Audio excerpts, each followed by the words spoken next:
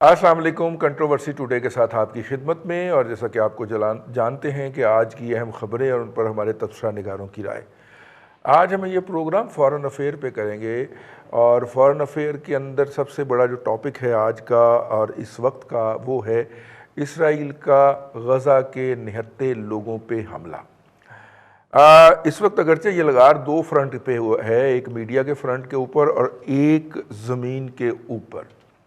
इस वक्त जो इसराइली हेलीकॉप्टर्स हैं या उनकी फ़िज़ाइया है वो गज़ा के अंदर आबाद सिविल आबादियों के ऊपर हमला कर रही है, और जवाब उसका ये दे रही है कि जो हमास है उसके अड्डे हैं, और हर वो जगह जहाँ पे वो फायरिंग करती है वहाँ से लोगों की, मासूम सिविलियन लोगों की जो हैं वो डेड बॉडीज़ निकलती हैं, उनकी लाशें निकलती हैं, और अब तक शहीद होने वाले लोगों की तादाद 200 से ज़्यादा हो चुकी है।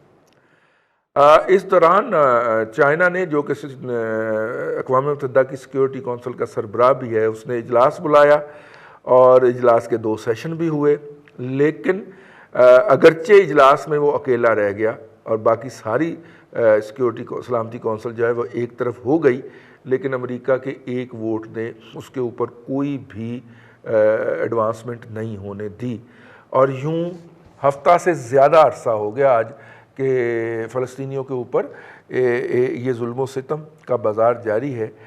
इस वक्त दुनिया ज़ुबानी तौर पे और ख़ास तौर पे अगर हम ह्यूमन राइट्स के हवाले से देखें तो यूरोप के अंदर हमें बड़े बड़े मुजाहरे नज़र आ रहे हैं। 10 डाउनिंग स्ट्रीट के ऊपर अब बहुत बड़े बड़े मुजाहरे नज़र आ रहे हैं। जितने इस्लामी मजबूत मुल्क हैं वहाँ पे उतनी ही सर्द महरी है।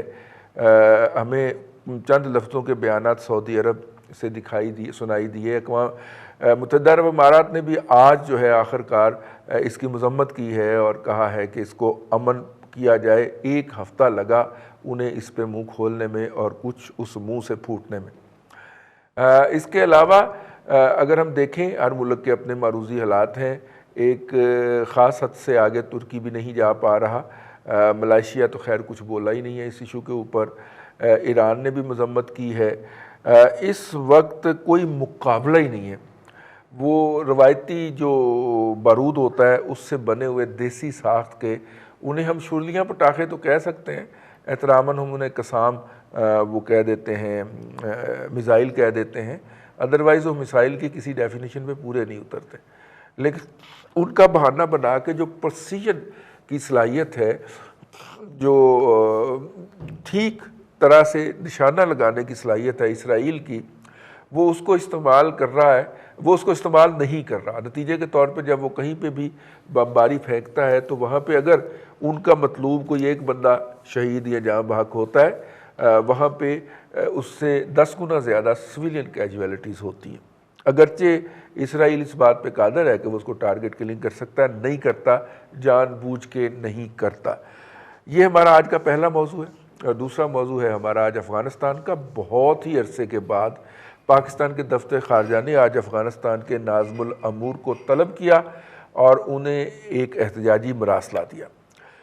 पिछले दिनों पाकिस्तान के सिपह सलार और उनके साथ पाकिस्तान की जो खुफिया एजेंसी हैं उनके सरबराह का अफ़गानिस्तान का दौरा हुआ, और उसके फ़ौरन बाद जो है वो करज़ई साहब ने एक आध प्रेस कॉन्फ्रेंस के अंदर और फिर इंटरव्यू देते हुए वेस्टर्न मीडिया को पाकिस्तान के हवाले से मुख्तलिफ इल्ज़ामात दोहराए, जो वक्तन फ़ौतन दोहराते रहते हैं, लेकिन अब तो वो सारी हदूद पार कर गए। और इसके अंदर उन्होंने कहा कि पाकिस्तान और पाकिस्तान के अदारों ने बाकायदा एक निज़ाम कायम कर रखा है जिसके तहत वो तालिबान के अलावा मुख्तलिफ ग्रुपों को अफ़गानिस्तान में जो है वो मिसक्रिएंट के तौर पे प्रमोट करते हैं और उनको सपोर्ट करते हैं। ये एक ऐसा बयान था और कि उसके ऊपर हमारे दफ्तर ख़ारजा को रिएक्ट करना पड़ा। गोइंग फॉरवर्ड क्या सूरत हाल है, इसके ऊपर बात करेंगे। आज के मेहमानों का आपसे तारुफ करवाते चलें। आज हमारे साथ स्टूडियो में मौजूद हैं ब्रिगेडियर गजनफर साहब, दिफाई तजिया निगार हैं, किसी तारुफ के मोहताज नहीं हैं। बहुत शुक्रिया सर आपका। फ़ोन पे हमें ज्वाइन करेंगे जनाब राव मंजर हयात साहब, रोज़नामा एक्सप्रेस के अंदर आप कॉलम लिखते हैं और आलमी और मकामी मौज़ूआत के ऊपर बड़ी संजीदा राय देते हैं। बहुत शुक्रिया सर। और इस्लामाबाद से हमें ज्वाइन करेंगे जनाब जवाद फैज़ी साहब। جواد فیض صاحب سینئر صحافی ہیں، اینکر بھی رہے ہیں، آج کل تجزیہ نگار ہیں، مختلف ٹی وی چینل پہ آپ ان کو دیکھتے رہتے ہیں۔ بہت شکریہ جواد فیض صاحب آپ کا بھی۔ برگیڈیئر صاحب، سر غزہ لہو لہو، لیکن ہم مسلم امہ کی طرف سے اگر کوئی ہے، امہ نام کی کوئی چیز ہے، اس کی طرف سے کوئی کولیکٹیو یا افیکٹو رسپانس نہیں دیکھ پا رہے، کیا کریں اس کا سر؟ بہت بہت شکریہ رضی صاحب۔ Gaza, Palestine, East Jerusalem, West Jerusalem, بیت المقدس جو تمام مسلمانوں کے لیے قبلہ اول کی حیثیت رکھتا ہے، اور جو کچھ وہاں پہ آج نہیں، جو کچھ وہ 1947 میں جب امریکہ اور برطانیہ نے زبردستی پیلسطینین کو وہاں گھسایا تھا ہولوکاسٹ کا بہانہ بنا کے، اس سے لے کے اب تک جو ہوتا رہا ہے وہ ایک بہت ہی لہو بری داستان ہے۔ اور اگر آپ جیسے آپ کہہ رہے ہیں کہ وہاں پہ ان کے ارد گرد یا دنیا میں 54 اسلامی ممالک بھی ہیں، ان کے ارد گرد بھی اسلامک ممالک ہیں، وہاں 2 جنگیں بھی ہوئیں، 1967 کی جنگ بھی، اور اس کے اوپر جو کچھ ہوا اور جس طرح ان کو ان کے دوستوں نے سپورٹ کیا، اس کے ورثے اگر آپ ہم وہ لوگ جو جنگ لڑ رہے تھے ان میں مسلمان ممالک کا ریئیکشن دیکھ لیں، تو وہ جب آپ تمام ان چیزوں کو دیکھتے ہیں، اور جو آج کی ڈیولپمنٹ خاص طور پہ ہے، جو آج کی تاریخ میں وہ ممالک جو جیوگرافیکل کنٹیگیوٹی رکھتے ہیں، یا وہ ممالک جو کوئی اکنامک انفلوئنس رکھتے ہیں مسلمانوں کے اندر، تو میں تو صرف اتنا کہوں گا، جب میں ان تمام چیزوں کو دیکھتا ہوں تو سورۃ نساء کی ایک آیت ہے 143، 44 اور 145، اس کا عربک تو نہیں، میں نے اس کا اردو ترجمہ پڑھ رہا تھا، مفہوم اس کا بڑا لٹرل ترجمہ ہی اس کا تھا، اور اس کا ترجمہ یہ ہے کہ اے ایمان والوں، نہ بناؤ کافروں کو رفیق اپنا، جی بالکل، مسلمانوں کو چھوڑ کر۔ یہ دلیل ہے نفاق کی، جیسا کہ منافقین کرتے تھے، ایسا ہرگز نہ کرنا کیونکہ تم منافقوں میں شمار ہوگے، اور منافقین کے لیے دوزخ کا سب سے نچلا درجہ مقرر ہے۔ اب آج آپ دیکھ لیجئے کہ جو ممالک، ویسٹ کو چھوڑ دیجئے، امریکہ کو چھوڑ دیجئے، فرانس کو چھوڑ دیجئے، برطانیہ کو چھوڑ دیجئے، جرمنی کو چھوڑ دیجئے، یورپ کو چھوڑ دیجئے، جو ممالک، وہ ممالک جو ایک کیومولیٹک آواز ایک جنریٹ کر سکتے ہیں، مل جل کے ایک آواز بنا سکتے ہیں۔ آخر ایسا بھی تو ہوا کہ پاکستان نے اس سے پہلے بھی اپنے کچھ پائلٹس بھیجے تھے جو عرب اسرائیل جنگ میں وہاں پہ ایئر کرافٹ اڑا کے حصہ، اور وہاں پہ کچھ سکسیسز کر کے آئے تھے جو آج وہ کاؤنٹ کرتے ہیں۔ تو وہ ممالک جو کسی طریقہ کار سے جواب دے سکتے ہیں، اگر آپ نے UAE کا ایک ٹویٹ پڑھا ہو جو غالباً خبر پرسوں آئی تھی، اور انہوں نے کہا تھا کہ جی اگر حماس نے اپنے حملے نہ روکے، جس طرح آپ نے کہا وہ پھلجریاں جو چھوڑ رہے ہیں، اگر حماس نے اپنے حملے نہ روکے تو ہم جو غزہ کے اندر جو وہ کوئی پاور پلانٹ لگا رہے ہیں وہاں پہ، اس کی انویسٹمنٹ اور کوئی ڈیولپمنٹ، تو ہم وہ آنے والے دنوں میں وہ چیزیں بالکل بند کر دیں گے۔ اس ایٹیٹیوڈ سے آپ سمجھئے کہ فلسطینیوں سے کنسرن جو ایٹیٹیوڈ ہم لوگوں کا، یہ ہم جو آواز رکھتے، جو بائیڈن نے تو کہہ دیا نا، ہر دفعہ امریکہ کیا کہتا ہے، ویسٹ کیا کہتے ہیں، ہر دفعہ یہ کہتے ہیں کہ اسرائیل کو اپنے دفاع کا حق ہے۔ اور بھائی اگر اسرائیل کو اپنے دفاع کا حق ہے تو ان ہپوکریٹ، ان دغا بازوں سے، کمالہ ہارس نے بھی کہہ دیا، ان منافقین سے کوئی یہ نہیں پوچھتا، ان ہپوکریٹ سے، ان لائر سے کوئی یہ نہیں پوچھتا کہ کیا فلسطینیوں کو اپنے دفاع کا حق نہیں؟ لیکن ہو کیا رہا ہے، ایک بہت بڑی، بہت گندی گیم کھیلی جا رہی ہے، اور وہ گیم صرف کھیلی جا رہی ہے ملکوں کے اپنے انٹرسٹ کے اوپر۔ جیسے لٹرلی اگر آپ دیکھیے تو اگر حماس کچھ کر رہا ہے، یا وہاں پہ کون لڑ سکتا ہے؟ پیلسٹینین لبریشن اتھارٹی ہے، وہ سپورٹ نہیں کرتی حماس کی لڑائی۔ جی محمود عباس صاحب تو اور انہوں نے الیکشن پوسٹ پون کر دی، تو فلسطین لبریشن آرگنائزیشن جو ہے اس کے اپنا کیا وہاں پہ دوسرے۔ اس کے بعد آپ دیکھیے کہ اپنا یہ جو مسلمان ممالک ہیں، کیونکہ ایران کی کنیکٹیوٹی آتی ہے حماس ساتھ، تو اسرائیل اپنا US کے سعودی عرب ہو گیا، یونائٹڈ عرب ایمریٹس ہو گیا، باقی ممالک جو ہے وہ اس چیز کو بڑھتے ہوئے دیکھنا نہیں چاہتے۔ اسرائیل کیا چاہ رہا ہے؟ اسرائیل یہ چاہ رہا ہے کہ کسی بھی طریقے سے ترکی کا، پاکستان کا اور حماس کا آپس میں کوئی ملیٹریلی کوئی گٹھ جوڑ، ایران کا کوئی گٹھ جوڑ نہ ہو جائے، اس پہ وہ کامیاب ہوتے رہے، کیونکہ اندر کی جو ریشہ دوانیاں ہیں وہ بہت بڑا ایک فیکٹر ہیں جو فلسطین کے اوپر جو آج کو جو کچھ ہو رہا ہے اس کو بڑھانے میں کاؤنٹ ہوتی ہے. حالانکہ اگر آپ دیکھیے اب دیکھ لیجئے جب سے یہ شروع ہوا ہے, کل اگر آپ نے فالو اپ کیا ہوگا کہ لندن میں اتنا بڑا جلوس نکلا ہے, جی فرانس میں پابندیاں لگنے کے باوجود جلوس نکلا ہے, جرمنی میں جلوس نکلا ہے, لیکن آپ اس کو لے آئیے اپنے عراق میں بہت بڑا جلوس نکلا ہے. تو بات یہ ہے کہ جہاں ریئلائزیشن کس طرح آئے گی, وہ تو یہ آئے گی نا کہ آپ فلسطین کی جو اپنا اس کے ساتھ ساتھ جتنے ممالک رہ رہے ہیں وہ اس کے لیے کوئی جو نا ایک کیومولیٹو ایک کولیبریٹو رسپانس, ایک ملا جلا رسپانس جنریٹ کرے. وہ رسپانس ڈپلومیٹک نہیں, وہ رسپانس مطلب اکنامکلی, وہ رسپانس ایک ملٹری تھریٹ کے طور پہ بھی ہو سکتا ہے. ابھی آج اسرائیل کو کوئی تھریٹ نہیں ہے. آپ نے کہا نا کہ وہ پریسیجن بامبنگ بھی کر رہے ہیں, جو انہوں نے ایسوسیٹڈ پریس کا اور الجزیرہ کا جو انہوں نے وہ ٹاور جو میڈیا آپ دیکھیں ذرا اس کی فوٹیج دیکھیے کہ صرف وہ ٹاور نیچے گرتا نظر آ رہا ہے. اور اگر آپ کو یاد ہو, اگر وہ چاہیں تو پریسیجن بامبنگ کر سکتے ہیں آپ نہیں. اب اگر آپ کو یاد ہو, آج سے 5 یا 6 سال پہلے کی بات ہے, انہوں نے ایک precision multi purpose missile test بنایا تھا جس کی انہوں نے لائیو ٹیسٹنگ کی تھی غازہ کے اوپر, کہ اوپر جا کے جب انہوں نے اس کو چھوڑا تو اس کے جو تمام شارپنرز تھے وہ جا کے مختلف ریزیڈنشل بلڈنگ میں گرے. آج نیتن یاہو نے کہا ہے اس نے کہا جی ہم بچوں کو بھی ماریں گے, ہم عورتوں کو بھی ماریں گے, ہم آپ کے رسپانس کو کوئی فوٹیج نہیں دیتے. OIC نے کیا کیا؟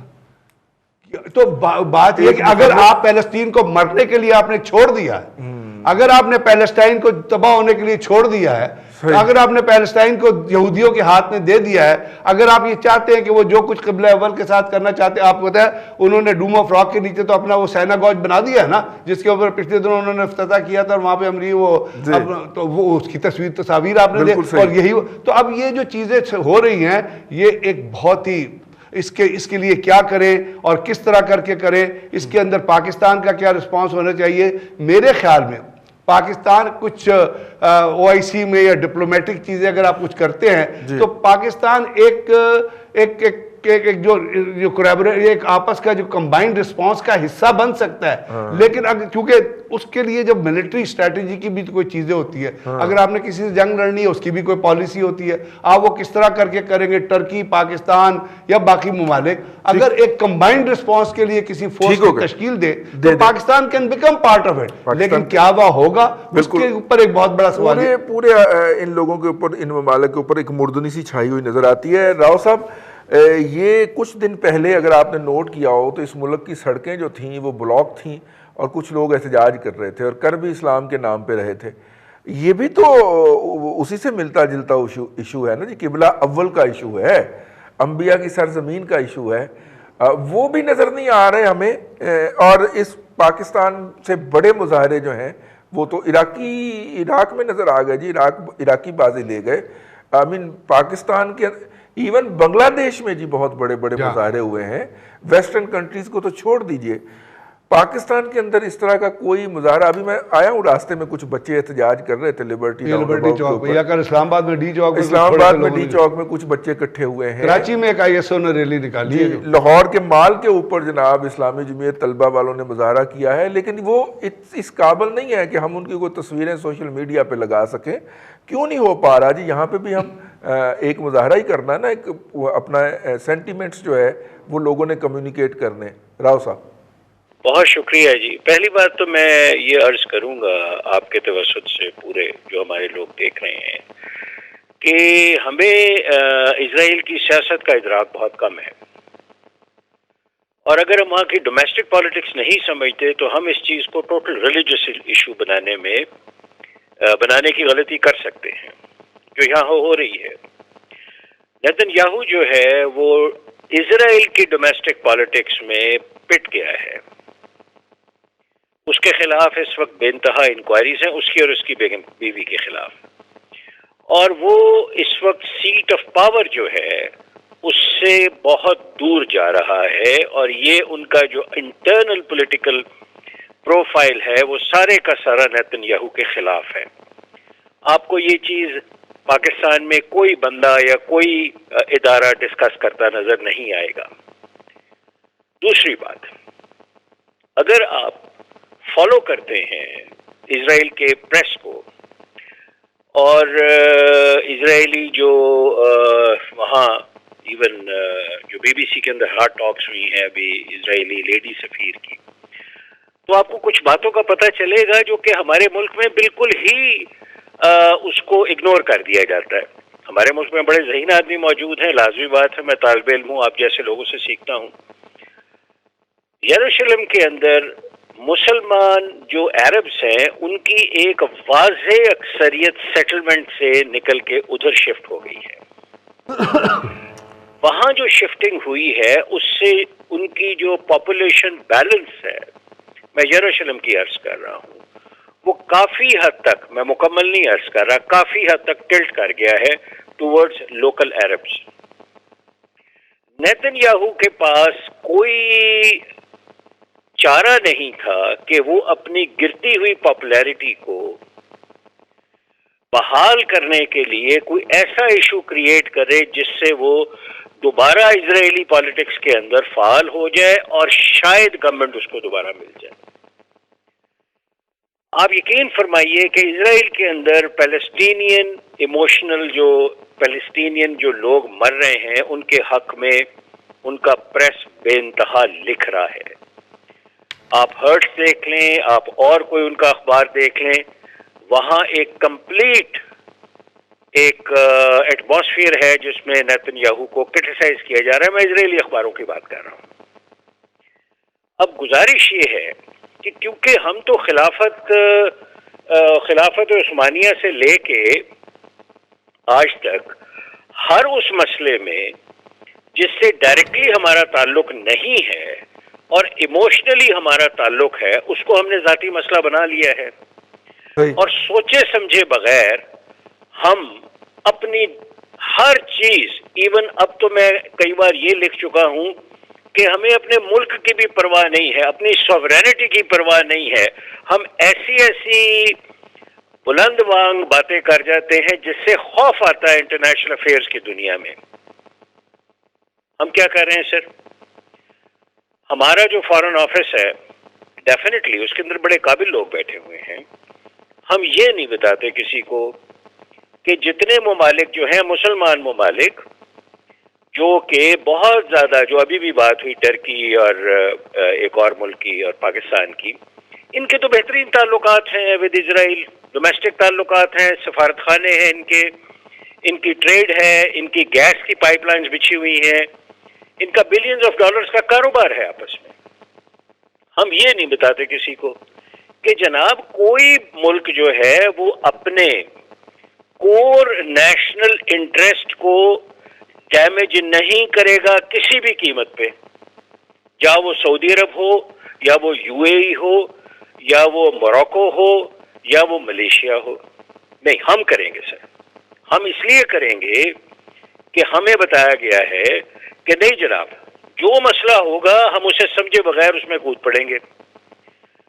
میری آپ سے گزارش سمپل یہ ہے رضی صاحب، جی پلیز، کہ پہلی بات تو یہ کہ میں اسے ریلیجس ایشو مانتے ہی نہیں ہوں. مسلمان شہید ہو رہے ہیں، ظلم ہو رہا ہے، لیکن یہ ایک پولیٹیکل ایشو بھی ہے، یہ ایک سوشل ایشو بھی ہے، یہ ایک گمکری بھی ہے. جی اب اس کے دفاع میں آپ کو ایک دو گزارشات عرض کرنے کے بعد اختتام کروں گا. پلیز. سر، ہماری جو مسلمانوں کی گورنمنٹ جو بنائی گئی ہے، جو ریاست بنائی گئی ہے پیلسٹین، مجھے کہتے ہوئے دکھ ہو رہا ہے، دنیا کی انیفیشینٹ ترین ریاست ہے وہ، انیفیشینٹ ترین. میں کرپٹ کا لفظ نہیں استعمال کروں گا کیونکہ پاکستان میں اتنا استعمال کیا گیا کہ وہ اپنے مالک ہو گیا ہے.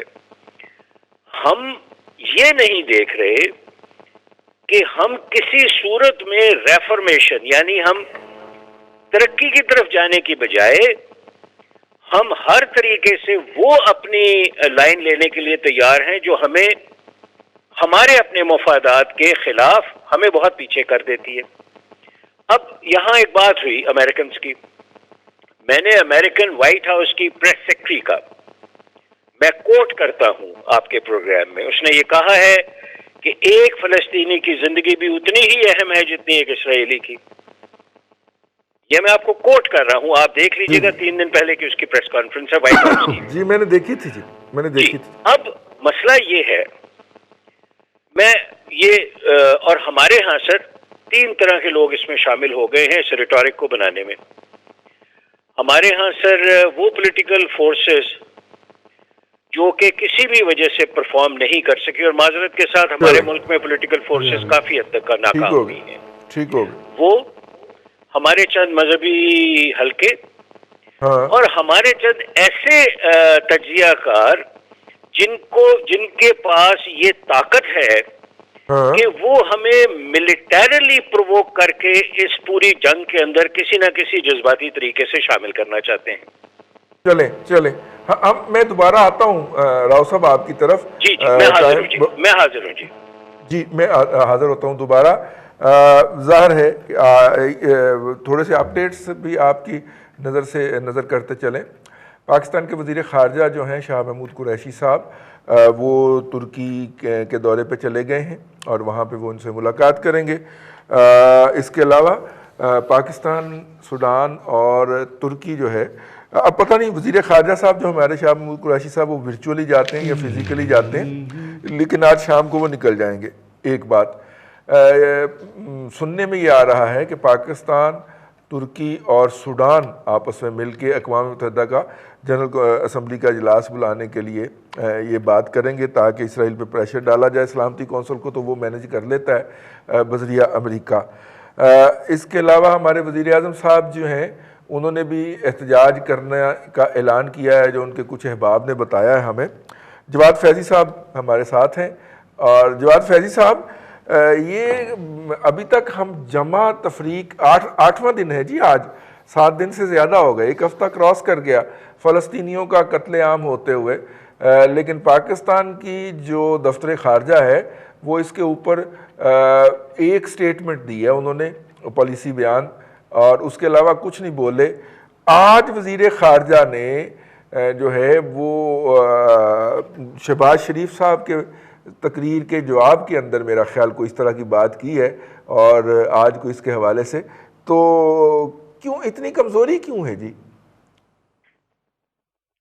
دیکھیے رضی صاحب, ایشو یہ ہے کہ انہیں مغرب کا سب سے زیادہ پتہ ہے, وہاں گلی چوبارے کا بھی پتہ ہے, کوٹھے کا بھی پتہ ہے, چھت کا بھی پتہ ہے, لیکن نہیں پتہ تو پاکستان کی پالیسی کا نہیں پتہ. میں گزشتہ 2 دن سے چیئرنگ کراس کے آگے کھڑا ہو کے ویلاگ کر رہا تھا صرف اسی لیے کہ شاید ہم عہد رفتہ کو آواز دے دیں, اور 1974 میں جو 40 ممالک, اسلامی ممالک کے سربراہان تھے اور عالی مقام شخصیات تھیں, وہ ایک جذبہ تازہ خان صاحب کو لاہور میں آ کے بھی لینا چاہیے, اور اپنے ملک کی اور لاہور کی تاریخ سے بھی آگاہی ان کو چاہیے. ابھی آپ بات کر رہے ہیں او آئی سی کی قرارداد کو دیکھ لیجئے, ہمارے وزیر خارجہ کے بیان کو دیکھ لیجئے. یہ ساری باتیں صرف اس انداز میں کی جا رہی ہیں کہ گونگلوا تو مٹی چاڑ لو, کہ ہم بھی شہیدوں میں نام لکھوا لیں اپنی چیچی میں چھلا ڈال کے. اس کے علاوہ کچھ نہیں دیکھ رہے کہ وہ بیت المقدس, وہ قبلہ اول جو انبیاء کی سرزمین ہے, اس کے حوالے سے ویسے تو یہ بڑا سینے پہ ہاتھ مار کے قوم سے خطاب میں, طویل خطاب میں, کہ میرے دل کے اندر جو ہے میں چیر کے نہیں دکھا سکتا. اور بھائی ہمیں چیرنے کی ضرورت ہی نہیں ہے جب ایک قطرہ خون بھی نہیں نکلنا. ایشو تو یہ ہے کہ اس قوم کے مزاج جو تباہ کر دیے گئے, اور جو تھوڑی بہت روح رہ گئی ہے آپ جیسے لوگوں میں, وہ بھی کھینچنے کی اور نکالنے کی کوشش کی جا رہی ہے. بین الاقوامی سطح پہ قد کاٹ نہیں ہے. بین الاقوامی تنہائی کی ہم باتیں کرتے ہیں تو پھر سے ڈان لیگز کے مسائل شروع ہو جاتے ہیں. ہاؤس ان آرڈر کرنے کی بات خود کریں تو وہ بالکل ٹھیک ہے. یہ ساری رضی صاحب ساری پالیسی بڑی مبہم ہے, گڈ مڈ ہے, اور اس میں کوئی واضح چیز نظر نہیں آ رہی اور کوئی کلیئرٹی بھی نظر نہیں آ رہی. اور میں کل ہی ایک جگہ پہ کہہ رہا تھا کہ وہ جو تلوار جہاد کے لیے اٹھائی جاتی تھی, اب میرا خیال ہے عرب ہوں یا عجم ہوں, وہ صرف رقص کے لیے ہی رہ گئی ہے کہ علاقائی رقص دکھاؤ اور تلواریں گھما کے دکھا دو. اور ہم نے راحیل شریف صاحب کے ڈانس بھی دیکھ لیے اسی چکر میں. لہذا اب ہمارے پاس تو کوئی ایسی چیز ہے نہیں. ہم فطرانہ مانگ لیتے ہیں, چندہ مانگ لیتے ہیں, اور وہ بھی کہتے ہیں لے لو چندہ, تھوڑا سا چندہ بھی لے جاؤ. بس اس سے آگے ہماری کوئی حیثیت نظر نہیں آ رہی.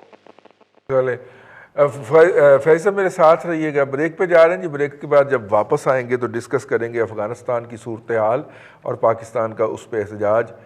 प्रोग्राम में फ़िलहाल वक्फा।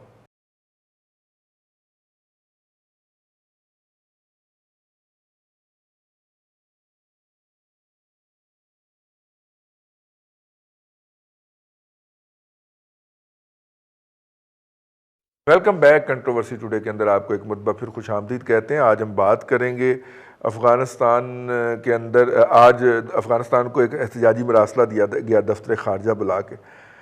हमें अमेरिकन जो है वो पुश करते हैं कि हम अफ़गानिस्तान में पीस डिलीवर करें, और अफ़गानिस्तान जो है, जवाद फैज़ी साहब, अफ़गानिस्तान जो है वो जब भी कोई मौका मिलता है वो हमारे ख़िलाफ़ ज़हर अफशानी से बाज नहीं आता। और ये कोई अफ़गानिस्तान की हुकूमत की पॉलिसी नहीं है। वहाँ के किसी भी अफ़गान बच्चे से बात कर लें जो काबुल को रिप्रेजेंट करता है या जो शहरी इलाके से ताल्लुक़ रखता है, इवन तालिबान के किसी बंदे से आप बात कर लें, वो पाकिस्तान के बारे में शाकी नज़र आता है। वो हमारे बारे में कोई अच्छी राय नहीं रखता। या तो हम होते ना कि हम उधर बड़े हीरो होते, तालिबान के अंदर हम बड़े फेवरेट होते, उधर भी कोई हमारे लिए फेवरेटिज़म नहीं है। और ये तो जब भी बोलता है, ये मुंह के अलावा हर जगह से बोलता है अशरफ गनी। यही हाल करज़ई साहब का था। मतलब कि इलेक्शन ये आके पाकिस्तान के महाजर कैंपों से जीत के जाते हैं, और जनाब जब भी इनको मौका मिलता है ये पाकिस्तान के ख़िलाफ़ बकवासियत करते हैं। ये क्या पॉलिसी है हमारी फैज़ी साहब? देखें रज़ी साहब, इशू ये है, आपने जिस तरह बात की, मैं आपको एक वाक़या सुनाता हूँ। यही हामिद करज़ई जो कहा करता था, मैं यहाँ से पल बढ़ के आगे बढ़ा, मैं पला बढ़ा, मैंने तालीम हासिल की, और फिर जब पाकिस्तान में आते हैं तो हमारी तारीफ़ों के पुल थे। उसने अपने दौरे इक़्तिदार में 2 दफ़ा पाकिस्तान पे हमले की धमकी दी थी। और एक दफ़ा का वाक़या तो यूँ है कि मैं कनाडा में था, और धमकी जब पहुंची तो वहाँ पे हमने एहतजाजी मुजाहरे का प्लान कर लिया अफ़गान कौंसलेट के सामने टोरंटो के अंदर। आप बिलीव करें कि वहाँ पाकिस्तानी तो कम थे, 10 लोग होंगे, लेकिन कोई 500 की नफरी वहाँ की पुलिस की मौजूद थी, क्योंकि नेटो फोर्सेस को उस वक्त लीड कर रहा था कनाडा। और हमने वहाँ जाके भी वही कहा जो अभी अर्ज करने लगा हूँ कि भाई हमने इनको हर वो चीज़ दे दी, हमने अपने मुल्क का बेड़ा गर्क कर लिया, हमने यहाँ पे हेरोइन के वो जो है अंबार लगा दी, अपनी कौम को तबाह कर लिया, और उसके बावजूद अगर हमारे ऊपर इल्ज़ाम दर इल्ज़ाम लगते चले जाएंगे। और ये सिर्फ रज़ी साहब यही नहीं है कि अफ़गानिस्तान में बैठ के, ये इंटरनेशनल किसी भी प्लेटफॉर्म पे जाते हैं तब भी पाकिस्तान के ख़िलाफ़ जो बकवास की जाती है, जो ज़बान इस्तेमाल की जाती है, और जिस तरह अब मलून करने की कोशिश की जाती है, मतून करने की कोशिश की जाती है, उस पर हमारी पॉलिसी तो मैं अब इतने हम बड़े हो गए हैं, बचपन से ही देखते आए हैं कि जी जिसमें वाहिद है उम्मत मुस्लिमा, और हमें अंसार बन के मुहाजिरीन की मदद भी करनी चाहिए, अपनी हर चीज़ भी निशावर कर देनी चाहिए।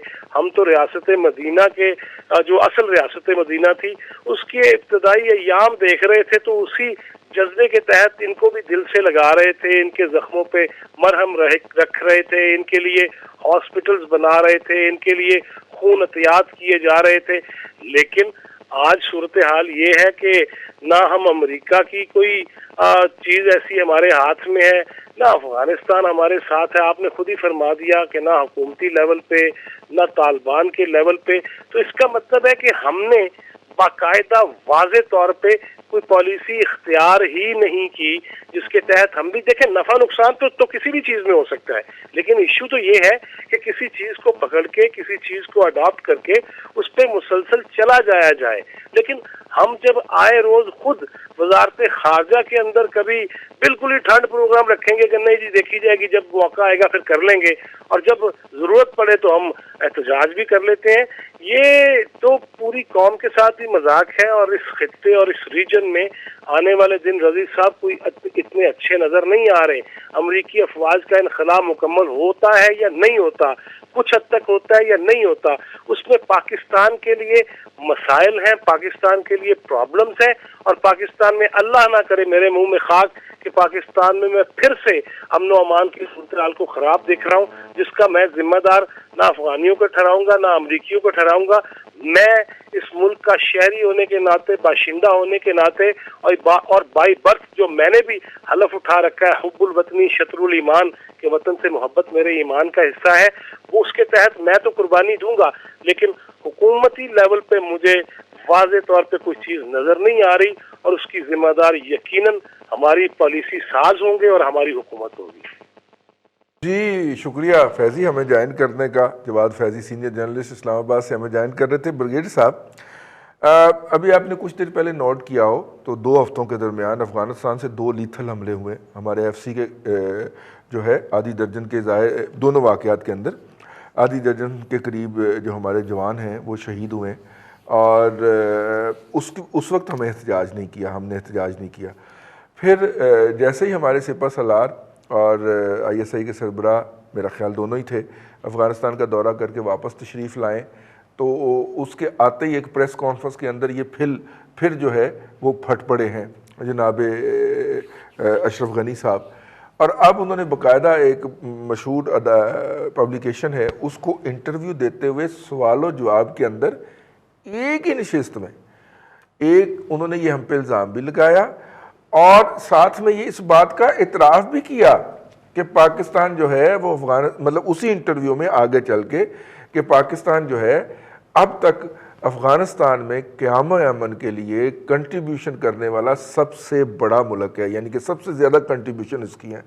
یہ مجھے سمجھ نہیں آئی کہ ایک طرف تو آپ کہہ رہے ہیں کہ جی وہ آپ کا احسان بھی بہت ہے، اور دوسری طرف یہ کہہ رہے ہیں آپ مجھے گالی بھی دے رہے ہیں، میرا مطلب ہے یہ پالیسی سمجھ نہیں آئی سر۔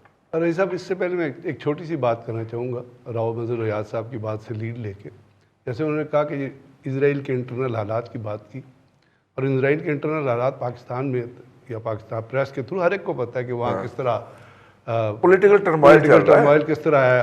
2.5 سال میں تیسرے الیکشن ہے، نتنیاہو پہ کیا کرپشن کا الزام ہے، نتنیاہو کی بیوی پہ کیا کرپشن کا الزام ہے، اس نے اپنے کزن کو کیا، وہ ساری چیزیں ہماری ساری نالج میں ہیں، ہر ایک کو پتہ ہے۔ دوسری بات یہ ہے کہ وہاں پہ کیا جھگڑے ہو رہے ہیں، ان کے شہروں میں کیا جھگڑے ہو رہے ہیں، جو عربس ہیں وہاں پہ جو پیلسطینین سیٹلڈ ہیں وہ کس طرح لڑ رہے ہیں۔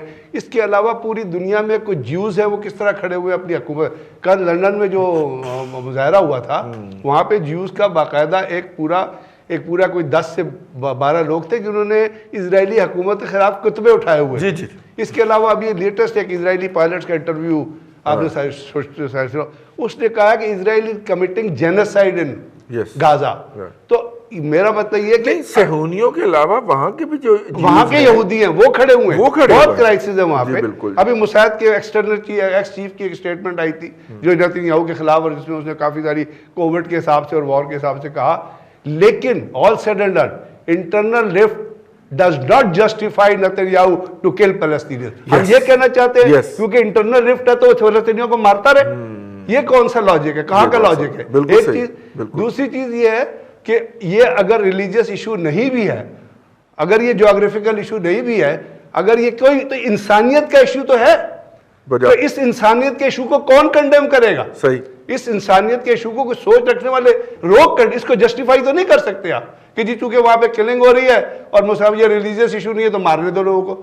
چوتھی چیز یہ ہے کہ کوئی پاکستان کے اندر ملٹری رسپانس کی بات نہیں کر رہا، کوئی ملٹریلی، میں نے آپ کو پہلے بھی اپنی اسٹیٹمنٹ میں کہا تھا کہ ملٹریلی ریئیکٹ کرنے کے لیے کوئی اسٹریٹجی ہوتی ہے، کوئی پالیسی ہوتی ہے۔ اگر آپ نے فوج بھیجنی ہے تو اس کے لیے کوئی جغرافیکل کنٹینیوٹی ہوتی ہے، تو پاکستان تو یہ نہیں کر سکتا، نہ آپ کی ایئر اسپیس سے لیکن یہ ہے کہ اگر آپ انسانیت، میں ریلیجیس کو بھی نکال دیتا ہوں، انسانیت کے طور پہ بھی اگر آپ نہ بات کریں اور کنڈیم نہ کریں، اور یہ اس لیے نہ کنڈیم کریں کہ وہاں پہ انٹرنل رائٹس ہو رہے ہیں یا ان کی اپنی پولیٹیکل کنفیڈریشن ہے، تو مجھے تو ایکولوجک مطلب I don't appeal to me. میں راؤ صاحب سے اسی کلیریفیکیشن چاہوں گا۔ دوسری چیز ہے افغانستان کا مسئلہ، آپ نے اشرف غنی کی بات کی۔ اشرف غنی کا آپ کو پتہ ہے کہ امریکن نیشنلٹی بھی ہے اور کی افغان نیشنلٹی بھی ہے، اور وہ بنا کس لیے ہے، الیکشن کے اندر اس کو کس نے یہاں لا کے کھڑا کیا ہے، اس کے علاوہ عبداللہ کا کیا پیٹرنیج ہے، اس کا کیا بیک گراؤنڈ ہے، اور ان کے اپنے اندر پھر ہم وہ بات کرتے ہیں کہ ان کے اپنے اندر عبداللہ اور اشرف غنی کے درمیان کتنی پارٹی بازی ہے۔ تو میں تو بارہا یہ کہتا رہا ہوں اور یہ کہتا رہوں گا، افغانستان کو پڑھ کے ایز اے ریٹورک نہیں کہہ رہا میں، میں افغانستان کو اور افغانستان کی جیوگرافیکل کنفیگریشن، وہاں پہ وار لارڈ، اس کی جو ڈویژن ہے، یعنی ان دنوں میں جب وار ایٹ دی ٹاپ تھی تو میں نے نہیں، بہت سارے ویسٹرن آتھرز نے لکھا کہ in Afghanistan the night belongs to Taliban. کیوں کہ طالبان وہاں پہ ہمیشہ ایک اپنی اپنی انفلوئنس اس کو برقرار رکھتے رہے. اس کے علاوہ اب سگار کی رپورٹ کیا کہتی ہے کہ 71% علاقے میں تو طالبان کا قبضہ ہے. تو اب ان تمام چیزوں کے اندر اشرف غنی کو کہاں سے اسکیپ چاہیے؟ وہ اس کو اسکیپ ملے گا، وہ اس کو ایگزٹ ملے گا اگر وہ پاکستان کو کرٹیسائز کرے گا. اگر افغانستان کے اندر کوئی امن نہیں چاہتا تو وہ اشرف غنی اور عبداللہ کے جو ٹینٹیکلز ہیں، دے ڈو ناٹ وانٹ کہ افغانستان کے اندر امن آئے. کیونکہ اگر افغانستان کے اندر امن آتا ہے کسی بھی طریقے، چاہے وہ پاکستان کے خلاف جائے، میں اس چیز کو نہیں وہ بات کی بات ہے، اگر افغانستان کے اندر امن آتا ہے تو جو اشرف غنی اور عبداللہ جو سودا بیچتے ہیں وہ ان کو کون بیچنے دے گا؟ مجھے بتائیں، کون ڈالر دے گا؟ ان کی دکاندار کون پیسے دے گا؟ کون ڈیزائنر سوٹ پہنائے گا؟ کس کے وہ ٹاؤٹ ہے؟ کس کے وہ اپنا پیسے پہ کام؟ کیا ان کے پاس اپنا پیسہ ہے؟ $4 ملین اس کے ایسٹ ہے اپنا اشرف غنی کے. آپ مجھے بتائیے کہاں سے وہ آئے، کس نے دیے؟ یہ تو پروفیسر تھا نا جان ہاپکنز یونیورسٹی میں، وہ پروفیسر رہا، اس کے بعد آ کے منسٹر فائنانس لگا، اور سے عبداللہ کی کیا بیک گراؤنڈ ریپوٹیشن، احمد مطلب یہ تمام چیزیں ہیں جو آج افغانستان کے اندر پولیٹیکلی، جیوگرافیکلی یا اسٹریٹجیکلی کاؤنٹ نہیں ہو رہی ہیں. یہ پرسنل انٹرسٹ کے اوپر، پرسنل انٹرسٹ پہ افغانستان کو تباہ کیا جا رہا ہے. اور پرسنل انٹرسٹ یا نیشن کے انٹرسٹ کی بات کریں، امریکہ کا کیا انٹرسٹ ہے؟ امریکہ میں پینٹاگون چاہتی ہے کہ امریکنز نہ جائیں، امریکن سول گورنمنٹ چاہتی ہے کہ افغانستان کے اندر سے فوجیں نکل جائیں. فوجیں نکلنے کے علاوہ انہوں نے وہاں پہ کوئی ٹینٹیکلز تو چھوڑنے. تو یہ تمام وہ چیزیں ہیں جس کے ذریعے پاکستان نے کیا کیا. پاکستان کے اگر آپ کنڈکٹ دیکھ رہے ہیں، ٹھیک ہے کسی زمانے میں، یعنی ابھی ایک بروس رائڈر کا ایک آرٹیکل آیا، آپ کی نظر سے پتہ نہیں گزرا نہیں گزرا، اس نے کہا کہ افغانستان کے اندر کسی نے شکست نہیں دی تھی رشیا کو. اس نے اپنے آرٹیکل میں لکھا ہے کہ it was only one man general Zia ul-Haq, نہ CIA تھی نہ ISI تھی. تو اب اگر افغانستان کے اندر پاکستان نے کوئی کام کیا تھا اور وہاں سے رشینز واپس گئے تھے یا آپ کی کنیکٹیوٹی کریٹ ہوئی تھی طالبان کے ساتھ، تو اس کے اندر پاکستان نے بھی تب کوشش کی کہ کسی طرح امن آئے. بالکل ٹھیک ہے. نہ آپ کے کوئی گروپس آپریٹ کر رہے ہیں، نہ اپنا پاکستان کے اندر آپریٹ کر رہے ہیں، نہ افغانستان کے اندر. اگر یہی کچھ آپ نے کرنا تھا تو آپ بارڈ وائر کیوں لگا رہے ہیں؟ کہ آپ انٹری کو روکیں، آپ انفلٹریشن کو کیوں روکنے کی کوشش کر رہے ہیں؟ یہ وہ اقدامات ہیں جن کے ذریعے یہ انشور ہوگا کہ پاکستان کے اندر سے کوئی شورش افغانستان کے اندر نہ ہو. لیکن پھر میں نے آپ سے بتایا کیونکہ ان کی افغان کی جو لیڈرشپ ہے، ان کی اپنی چیزیں انٹرسٹ میں نہیں ہیں، ان کی اپنی چیزیں خطرے میں نہیں. یہ کنٹینیو کرنا چاہتے ہیں کسی نہ کسی طریقہ کار سے کہ ان کا ہولڈ افغانستان، تو وہ اس کا انتظام پاکستان کو اٹھا کے دیتے ہیں. اور جیسے آپ نے کہا وہ منہ کے علاوہ ہر چیز سے بولتے جی، اور یہ چیزیں ہرزت سرائی یہ رکے گی نہیں، بالکل ٹھیک، یہ جاری رہے گی. پاکستان کو اب اس کے اوپر ایک کاؤنٹر بڑا اپنا رسپانسبلٹی کا اور بڑا الیبوریٹ رسپانس دینا چاہیے. چلیں آپ دفتر خارجہ کی سٹیٹمنٹ کو اپریشیٹ کرتے ہیں. جہاں اوکے راؤ صاحب کی طرف چلتے ہیں. راؤ صاحب، آج بڑا ریئر ہے کہ پاکستان نے کبھی اس طرح ان کے نازم الامور کو طلب کر کے اور احتجاجی مراسلہ تھمایا ہو اور کہا ہو کہ آپ کی قیادت نے جو باتیں کی ہیں وہ ہمارے لیے ناقابل برداشت ہیں. جبکہ ایک طرف اور دوسری طرف ہم امریکن کے کہنے کے اوپر افغانستان میں ہم نے سر ڈایا ہوا ہے اور وہاں پہ امن کرانے اور موجودہ حکومت کو کنٹینیو کروانے میں لگے ہیں اور طالبان کو پش کر رہے ہیں کہ وہ اس حکومت کو جوائن کر لیں. یہ ہم کس کے لیے یہ کام کر رہے ہیں سر؟ میں آپ درست فرما رہے ہیں. میں پہلے جو پورشن ہے میں اس میں بات عرض کروں گا اپنی بات کو کلیریفائی کرنے کے لیے، کیونکہ غضنفر صاحب نے حکم فرمایا ہے کہ میں کلیریفائی کروں. میں قطعاً یہ عرض نہیں کر رہا کہ پیلسٹینینز کے ساتھ ظلم نہیں ہو رہا. میں قطعاً یہ عرض نہیں کر رہا کہ اسے نہیں رکنا چاہیے، اسے 100% رکنا چاہیے. لیکن کمزور ممالک جو ہیں اور مسلمان جو ہیں وہ کمزور ترین فوٹنگ پہ ہیں اس وقت. گزشتہ کئی سو سال، 350 سال کی تو میں دلیل سے بات کر سکتا ہوں کہ ہم لوگ جو ہیں ہر طریقے سے اتنے کمزور ہو گئے ہیں کہ ہم رحم و کرم پہ ہیں انٹرنیشنل پاورز کے. اور نیتن یاہو کے متعلق جو میں نے بات کی ہے، میں اس پہ 100% قائم ہوں کہ وہ انٹرنل کانفلکٹ کو، انٹرنل رفٹ کو توجہ ہٹانے کے لیے اس نے یہ پورا آرکسٹریٹ کیا ہے ان لوگوں نے.